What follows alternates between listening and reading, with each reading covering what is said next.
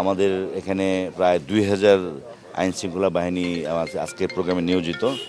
তো এই প্রোগ্রামে আমাদের নিরাপত্তার জন্য আমাদের যা ব্রিফিং আমি করে দিয়েছি, আমরা বিশ্ববিদ্যালয় কর্তৃপক্ষের সাথে আমাদের যোগাযোগ হয়েছে। মূলত আমরা এখানে আইনশৃঙ্খলা কোনো বহিরাগত ব্যক্তি যারা ছাত্র নয় তারা যেন প্রবেশ করতে না পারে, আবার এখান থেকে ওই জন্য বাইরে না যেতে পারে, এই নিরাপত্তা বিষয়টা দেখব। আর ভোট গ্রহণ তো বিশ্ববিদ্যালয় কর্তৃপক্ষের বিষয়ে, ওই বিষয়ে আমাদের কোনো বক্তব্য নাই। ওনারা যদি প্রয়োজন মনে করে আমরা ওনাদের রিকোয়ারমেন্ট অনুযায়ী শুধুমাত্র মুভমেন্ট করব। এর বাইরে আমাদের এখানে সিভিলিয়ান অথবা কোনো অন্য কোনো রাজনৈতিক দলের কোনো সদস্য অথবা মিডিয়ার বাইরে অন্য কোনো কর্মী যাতে প্রবেশ না করতে পারে, এইটা আমরা রেস্ট্রিকশন করব, আমরা এটা একটু নজরদারি করব।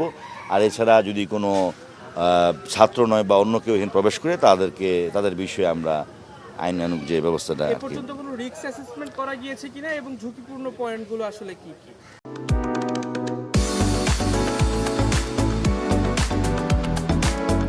না, এখন পর্যন্ত কোনো রিস্ক নাই।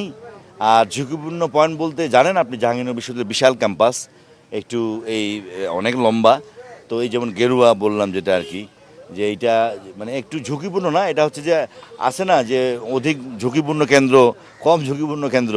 তো এই গেটটা হচ্ছে একটু, এই যে গেটের সাইড দিয়ে একটু বাঁশ দিয়ে রাখছে, এই গেট দিয়ে হয়তো অনেক বাইরের লোক প্রবেশ করতে পারে, এটা যেন না করতে পারে এই জন্যই এখানে আসা এবং নিরাপত্তাটা দেখা আমাদের লোক এখানে থাকবে। আর পুলিশের পাশাপাশি এখানে বিজিবি 8 প্লাটুন আছে, আনসার আছে, ওনারাও আমাদের সাথে, নির্বাহী ম্যাজিস্ট্রেট 8 জন, ওনারাও আমাদের সাথে আইন শৃঙ্খলা নিয়োজিত দায়িত্বে থাকবেন। এখন পর্যন্ত কোনো নিরাপত্তা বা কোনো শঙ্কা নাই। আমরা বিশ্বাস করি ইনশাল্লাহ আমাদের সকলের এবং আপনাদের প্রচেষ্টায় আমরা সুন্দরভাবে আজকে ভোট গ্রহণ শেষে একটা ফলাফল নিয়ে তারপর আমরা যার যার মতো চলে যাবো আর কি।